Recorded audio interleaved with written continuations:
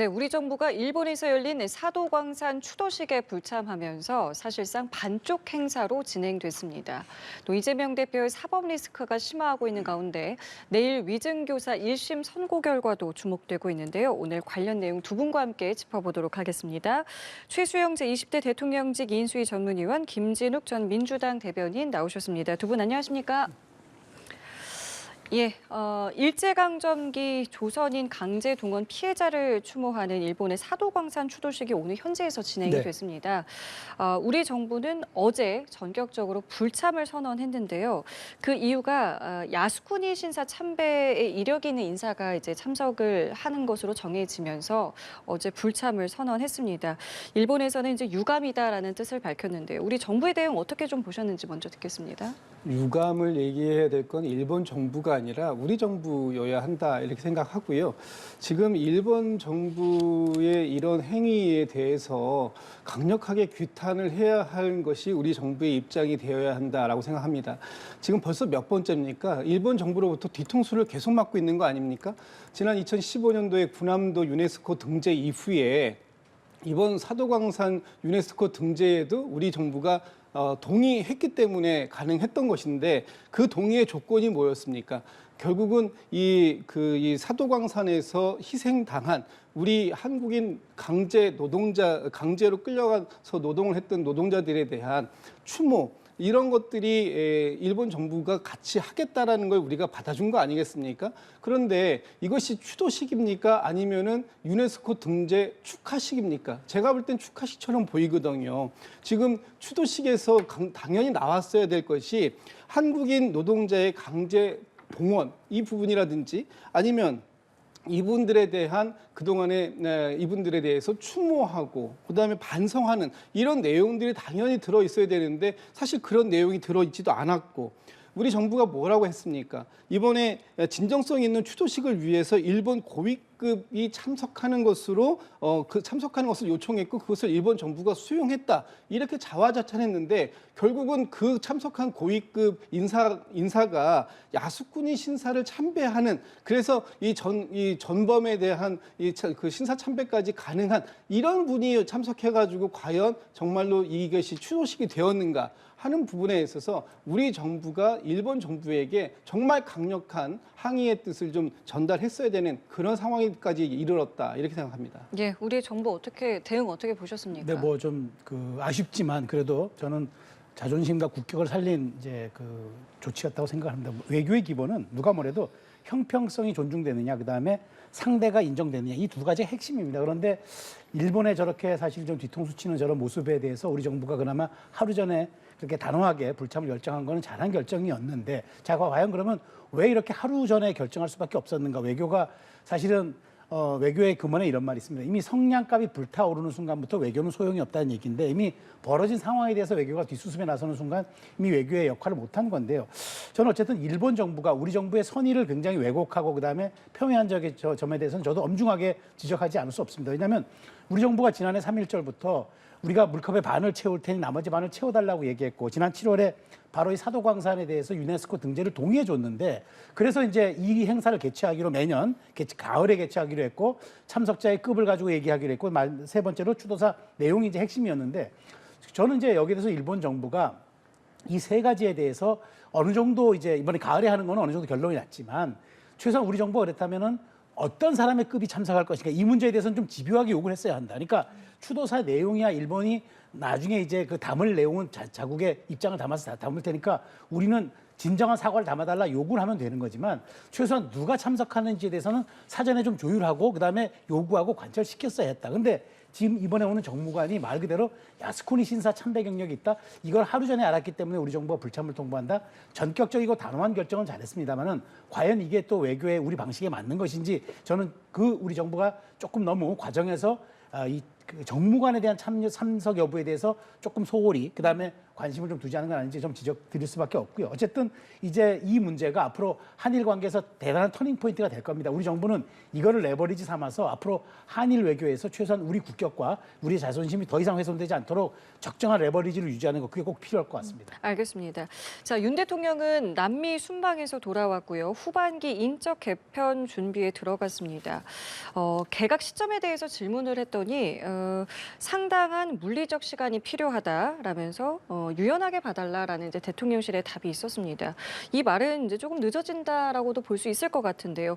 시기가 언제가 될지 또 개각의 폭은 어느 정도가 돼야 된다고 보십니까? 지금 정부에서 나오는 메시지만 가지고 해석을 해본다면 아마 시기는 이번 그 연말이 지나야 될 것 같고요. 예산까지가 다 마무리가 돼야 될 텐데 과연 연말에 예산이 끝나고 나면은 연초에 다 각 부처가 새로운 그 25년도 사업 계획안을 수립하는 그런 단계에 있는데 그때 과연 가능할지 그것도 좀 의문이 있고 또 규모에 대해서는 뭐 총리부터 장수 장관들에 대한 그 교체 이 부분을 얘기하고 있는데 지금 나오는 인사들의 어떤 하마평을 보면 사실상 회전문 인사 또 아랫돌 빼서 윗돌 개는 방식 뭐 이런 식 정도밖에 안 된다. 그래서 과연 이런 것을 가지고 어떤 국정의 동력을 되살릴 수 있는 국정 방향을 좀 바꿔낼 수 있는 그런 이 인사가 될 것인가 하는 데 좀 의문점이 있습니다. 그리고 뭐 물리적으로 당연히 인사 검증이라든지 아니면 인사 청문회라든지 이런 부분들이 필요하다는 것은 인정이 됩니다만 너무 지금 정부가 어떤 이 변화와 혁신을 꾀하는 데에 좀 더딘 거북이 걸음을 걷고 있는 게 아니냐 이런 평가를 안 할 수가 없을 것 같습니다. 어떤 걸 고려하고 있다고 볼 수 있을까요? 그러니까 이 인사라는 게 이제 사실은 이 지금 여러 가지 답보된 지지율이라든가 지금 산적한 이 좀 말하자면 정부 현안을 돌파하기 위해서 인사를 하는 거잖아요. 근데 인사가 또 잦으면 안 되고 이번 인사야말로 이제 2년 임기 반을 그러니까 5년의 임기 반을 돌아서는 반환점 인사이기 때문에 그래서 중요할 수밖에 없다. 그렇지만 저는 그래요. 인사라는 게 또 너무 늦어지면 그 감흥도 그만큼 또 줄어드는 거기 때문에 더 이상 좀 늦추지 않는 것은 필요한데 다만 또 저는 이제 그 투트랙으로 갈 거라고 봅니다. 왜냐하면 다음 주 그러니까 12월 초 정도에는 아마 대통령실에 대한 어떤 소폭적인 참모 인사가 좀 있을 것 같고 그다음에 이게 이제 최소한 이번 연말까지 이제 예산 국회를 끝내야 되니까 그러면 이제 연초에는 총리를 포함한 이제 여러 가지 장수부처 장관이라든가 그다음에 여러 가지 좀 업무에서 좀 평가가 좀 받겠다 이런 분들에 대한 교체가 있을 거로 보여지는데 저는 중요한 포인트는 이겁니다.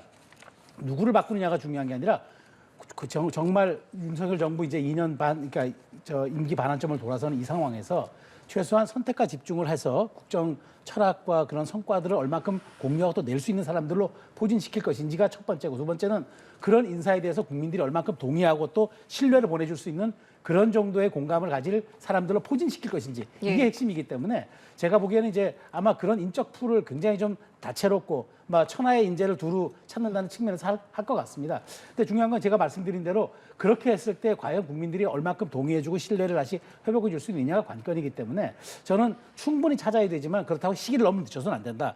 최소한 새해가 올 때는 국민이 세술은 세부대에 담는다는 그런 말이 있는 것처럼 이 부분에 대해서는 윤석열 대통령의 어떤 의지, 그다음에 쇄신의 방향, 그다음에 윤석열 정부가 남은 임기 동안 성과를 낼 수 있는 그런 어떤 선택과 집중에 대한 그런 부분들 이런 것들에 대한 모든 동의를 얻을 수 있는 그런 이제 인사를 찾고 있는 것 같은데 어쨌든 저는 실기하지 않는 점이 가장 중요하겠다. 지금 대통령께서 천하의 인재를 널리 구하는 건 좋지만 너무 많은 시간이 소요되는 거는 조금 피하는 게 좋겠다는 생각입니다. 알겠습니다. 자, 그럼 시간을 내일 오후로 가보겠습니다. 내일 오후에 이재명 대표의 위증교사 혐의에 대한 1심 선고가 내려집니다. 이번 재판 결과에 따라서 이 사법 리스크의 무게도 많이 달라질 것 같은데요. 두 분께서는 그 의미를 어떻게 보시는지 먼저 좀 들어보겠습니다. 뭐 내일 오후에 이 두 번째 1심 판결이 나오지 않습니까? 위증 교사에 대한 부분이 나오는데 일단 민주당이나 이재명 대표 입장에서는 여전히 이 위증 교사 부분도 죄가 될 수 없다. 왜냐하면 구체적으로 이재명 대표가 위증을 교사했다고 하는데 교사라는 것은 구체적으로 무언가를 이렇게 얘기해달라는 구체적인 부분이 있어야 되는데 그런 부분을 이재명 대표가 얘기한 적도 없고 또 이 그 위증을 교사 받았다고 하는 김모 씨도 그 부분에 대해서 본인이 확실하게 하겠다라고 승낙의 의사를 표시한 바도 없기 때문에 위증을 부탁한 적도 위증을 또 받은 적도 이런 부분이 없다라는 것이 지금 이재명 대표가 지금 이제까지 계속해서 1심 동안 주장해 왔던 바입니다. 뭐 내일 결과야 재판부께서 법과 원칙에 따라서 현명하게 판단을 해주시겠지만 어쨌든 기본적으로 이재명 대표나 민주당에서는 무죄를 좀 기대하고요. 또 지금 이재명 대표가 지금 4개의 선거 지금 그 재판을 받고 있고 또 하나 지난주에 기소가 되면서 5개의 재판을 받고 있는데 이 모든 과정들을 알면서도 이재명 대표에 대해서 지난 전당대회에서 당원들과 또 이 국민의 여론들이 이재명 대표를 90%가 넘는 압도적인 지지를 통해서 재신임을 했기 때문에 아마 이 결과가 어떤 방식으로 선고가 나온다고 하더라도 이재명 대표가 갖고 있는 당내에서의 그 확고한 리더십 이 부분에 대해서는 뭐 크게 흔들림은 없을 것 같다라고 전망해 봅니다. 의미 어떻게 보고 계십니까? 민주당에서 의미를 좀 일부러라도 좀 낮춰서 얘기하고 싶겠지만 저는 이건 피해갈 수 없는 숙명이라고 생각이 됩니다. 그리고 우리가 법이라는 거는 법은 최소한의 상식이라는 말이 있지 않습니까? 근데 저는 그 정치권이 이제 물론 사법부의 판단이기 때문에 감나나 배나라 왈가왈부 하는 얘기가 별로 의미는 없겠습니다만은 중요한 건 이겁니다.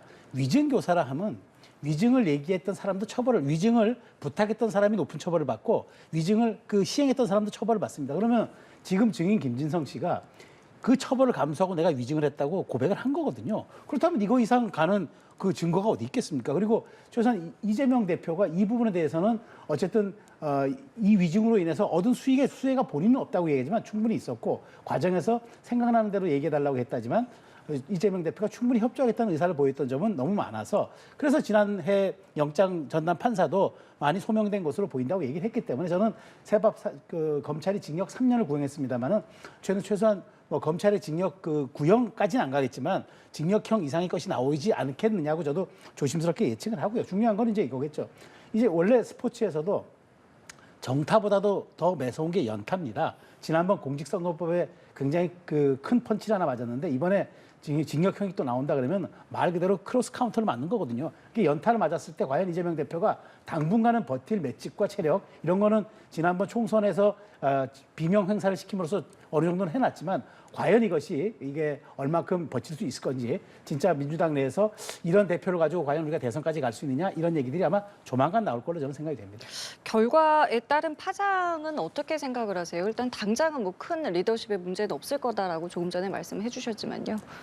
일단 지금 민주당에서 이 부분에 대해서 크게 걱정하고 있는 사람들은 없는 것 같아요. 특히 이재명 대표가 왜 이 위증교사에 대해서 이렇게 자신감을 갖고 있느냐, 무죄라는 취지의 얘기를 하느냐 하는 부분에 대해서는 이미 여러 차례 말씀드렸고 좀 전에 저게 얘기가 나왔습니다만 제가 좀 전에 우리 최수영 평론가께서 말씀 주셨던 것 중에 한 가지만 좀 반박의 말씀을 드리면 지금 위증 교사가 인정이 되려면 3가지 요건이 필요하잖아요. 첫 번째는 위증을 한 사람이 있어야 되는 것이고 두 번째는 교사라는 확실한 지시나 이런 안목 그걸 받아야 되는 게 있는 것이고요. 세 번째는 고의성이 있어야 되는데 지금 김진성 씨가 본인이 위증을 인정을 했습니다만 본인이 처음부터 인정한 건 아니에요. 김진성 씨가 지금 이 건에 대해서 이 외에 3가지의 건에 대해서 혐의를 받고 수사를 받고 있었습니다. 그 3가지 혐의가 사실은 검찰에 의해서 다 불기소 처리를 됐어요. 그렇다면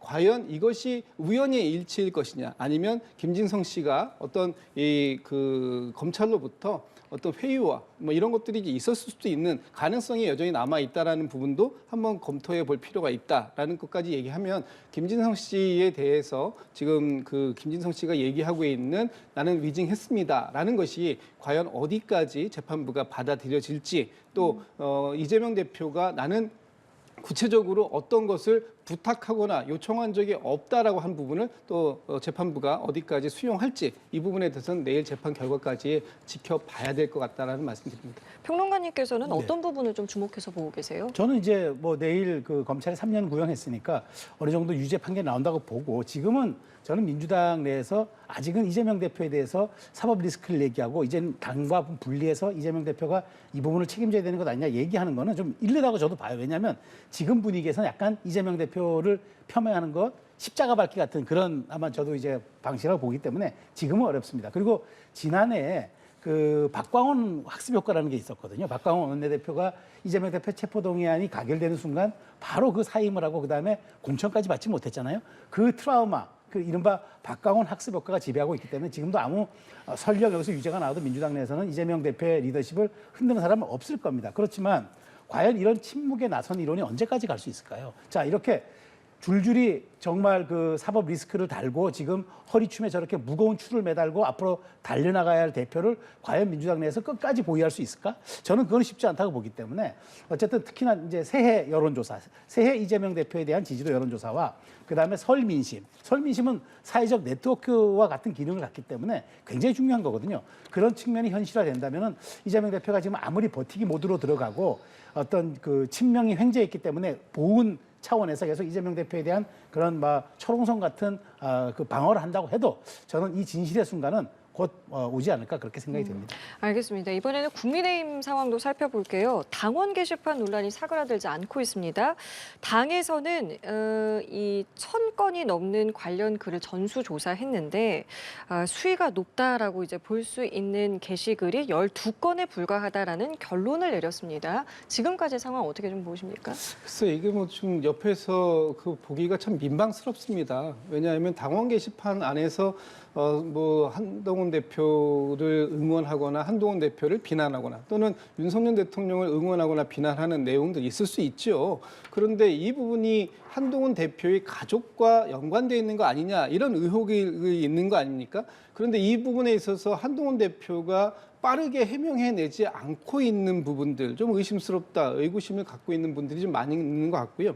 특히 오늘 이제 한동훈 대표가 당대표인데 지금 당에서 1,068개인가요? 예. 그걸 갖다 전수조사했다고 합니다. 그래서 결국 결론은 좀 심각한 내용이 있는 게 12개밖에 안 되는데 왜 이걸 가지고 이렇게 크게 자중질환을 만들고 있느냐. 아마 이런 식의 이제 얘기를 하고 있는데 이 부분에 대해서 과연 이걸 문제 제기하고 있는 쪽에서는 이걸 수용할 수 있을까 받아들이기 굉장히 납득하기가 어렵지 않을까라는 생각이 들고 과연 한동훈 대표가 우리 가족들한테 내가 물어봤는데 이거 우리 가족이 쓴 거 아니랍니다. 이 한마디 하는 것이 그렇게 어려운 것인가? 라고 지금 많은 분들이 지금 문제 제기를 하고 있잖아요. 오늘 보니까 김은혜 의원이나 예. 뭐 이런 분들도 왜 평소에 한동훈 대표 같지 않다. 이렇게 얘기하고 있는 것은 한동훈 대표가 아주 간명하게 그동안 이 어떤 사안들을 규정지었던 것에 비해서 지금의 한동훈 대표는 과거의 한동훈 대표와 다른 모습을 보이고 있다. 이런 부분들이기 때문에 한동훈 대표와 관련돼서 앞으로 이 문제를 완벽하게 한동훈 대표가 뭐 오늘 전수조사 결과를 발표했다고 해서 이 문제가 사라질 것 같지는 않다. 이렇게 보여집니다. 한동훈 대표는 측근들에게 문제될 것은 없지만 입장을 밝힐 때가 아니다라고 전해진 것으로 알려지고 있습니다. 근데 말씀하신 것처럼 지금 친윤계에서는 입장을 내놔라, 해명을 해라라고 요구를 하고 있는데요. 한동훈 대표의 해명이 필요하다고 보십니까? 저는 뭐 어떤 식으로든 필요하다고 봅니다. 왜냐하면 지금 조사한 게 이거잖아요. 그 수위가 높은 글을 이번에 우리가 발본색원하자. 이번에 예. 수위가 높은 글을 우리가 찾아내자고 이번에 당 지도부가 이 당 그 전체 전수조사한 건 아니잖아요. 중요한 거는 혹시 여기에 이게 당원 게시판이 익명성은 보장이 되지만 실명으로 다 올라오는데 자 거기 이제 본인 검색해가지고 주민등록번호 입력해서 이렇게 되는데 혹시 차명으로 하거나 도용하거나 혹은 다른 사람이 이 아이디를 또 활용한 건 없는지 이게 지금 사실 사건의 쟁점인 거잖아요. 근데 여기에 대해서 그 말은 안 하고 이제 별 문제가 없다고 얘기하는 거는 저는 한동훈 대표가 그동안에 본인이 쌓아왔던 그런 어떤 정치적 상징 자본들을 저는 까먹고 있는 거라 생각이 드는 거예요. 왜냐하면 이제까지 한동훈 대표는 지금 보십시오. 명태균 지금 사건 게이트에서도 유일하게 지금 사실 유일하다고 하기 뭐하지만 지도자급에서는 가장 클리어하고 그다음에 아무런 문제 없는 지금 그런 그 사람으로 지금 평가받고 있어요. 그리고 한동훈 대표가 지난 비대위원장으로 취임해서부터 지금까지 이재명 대표에 대해서 사법 리스크를 공박하면서 최소한 다른 대척점에 있는 윤리적, 도덕적, 법적으로 한동훈 대표는 깔끔한 그런 이미지로 여권의 차세대 리더로 인정받고 있는 그런 지금 사실 당대표인데 이 부분에 대해서 뭐 명확하게 선을 그어주면 될 일을 너무 에너지를 소모하는 건 아닌가 싶어서 저는 어떤 식으로든 한동훈 대표가 지금 저 측근들은 뭐 그럴 때가 아니고 이렇게 갈등할 때가 아니라고 얘기하지만 조금 사건의 실체적 진실에 대해서는 선을 그어주고 그다음에 여기에 대해서 최소한 본인의 입장을 깔끔하게 간명하게 밝힘으로써 이 문제를 빨리 정리해야지 이게 별것도 아닌 문제를 가지고 당력을 너무 소진하고 당 내부의 갈등이 이렇게 지나치게 간다면은 당장 내일 지금 이재명 대표 판결이 난다 그래도 그 이후 당의 어떤 뭐랄까 에너지 집중이라든가 국민의힘의 여러 가지 보수 정당으로서의 그런 어떤 그 뭐랄까 자기 역할들 그런 거에 대해서 조금 뭐랄까 힘이 빠질 수도 있기 때문에 저는 이 문제를 더 자꾸 한동훈 대표의 상징 자본을 좀 그러니까 잡아먹는 쪽으로 끌고 가지 않았으면 좋겠다는 그런 생각은 듭니다. 알겠습니다. 자, 그리고 이번 주 목요일에는 본회의가 예정돼 있고요. 여기서 이제 김 여사 특검법의 재표결이 예상이 되고 있습니다. 뭐 그간에 이제 월요일에는 이제 내일은 이제 이재명 대표 1심 선고 공판도 있겠고요.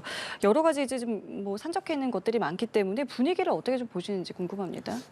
이번 목요일 날 본회의에서는 이제 가장 중요한 게 김건희 여사의 특검법을 저희가 이제 그 세 번째 처리를 했는데 이 부분에 대해서 아직까지 대통령께서 거부권을 행사하지는 않으셨어요. 아마도 뭐 내일이나 모레 정도에 거부권을 행사하실 거로 이렇게 보여지는데 그렇게 되면 다시 재표결을 해야 되는 그런 상황이 되겠죠. 지금 국민의힘에서는 뭐 변화와 쇄신을 얘기하고 또 저희 국민의 눈높이를 얘기합니다만 김건희 여사가 이 모든 국정 난맥상에 중심에 있다라는 부분을 애써 외면하고 과연 갈 수 있겠는가? 김건희 여사가 받고 있는 각 명태균 씨와의 관계, 뭐 또 뭐 공천에 개입했는지 여부, 또 도이치모터스 주가 조작과 관련된 부분 이런 것들에 대한 의혹이 명쾌하게 털고 나가지 않는 이상 이 부분에 대해서는 아마 계속해서 문제가 제기될 것이다 하는 부분들이 있는데 이것에 대해서 말씀 좀 드려야 될 것 같고요.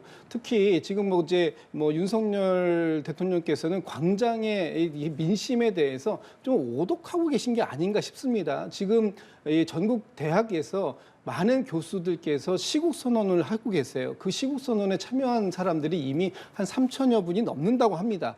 이분들이 괜히 그 민주당이 선동했기 때문에 시국 선언에 참여하시는 것이 아니고 지금 우리의 법치 또 공정과 상식이라고 하는 부분들이 김건희 여사와는 전혀 무관하게 진행되고 있는 것이 아니냐. 대통령께서 오히려 김건희 여사 한 사람을 방탄하기 위해서 수많은 거부권을 행사하고 계신 게 아니냐. 이런 지금 목소리들을 내고 있는 것입니다. 이 부분에 대해서는 명쾌하게 우리 민주당에서는 될 때까지 특검을 발의하겠다라는 그 생각을 갖고 있기 때문에 이번에 아마 재표결이 또 다시 부결될 가능성이 지금으로선 높아 보이는데 그렇다 하더라도 계속해서 이 부분에 대해서는 쉼 없이 정진할 것이다 이런 생각을 말씀드릴 수밖에 없을 것 같습니다. 이번 본회의에서 국민의힘은 어떤 분위기, 어떤 모습 보여줄 것 같으십니까? 지금 이 부분에 대해서는 국민의힘에서는 거의 뭐 단일대우입니다. 왜냐하면 민주당의 정략적 법안이라는 게 드러났잖아요. 민주당이 최초에 할 때는 16개, 14개 온갖 걸 다 포함시키다가